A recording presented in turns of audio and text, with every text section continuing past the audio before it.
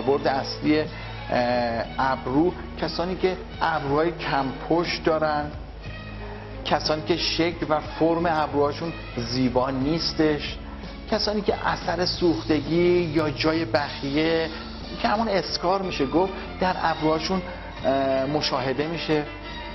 محدوده سنی هم نداره، روش عملش بسیار ساده هستش. کاشت ابرو به صورت سرپایی و با یه مقدار بی‌حسی موضعی و بدون درد در یک جلسه انجام میشه.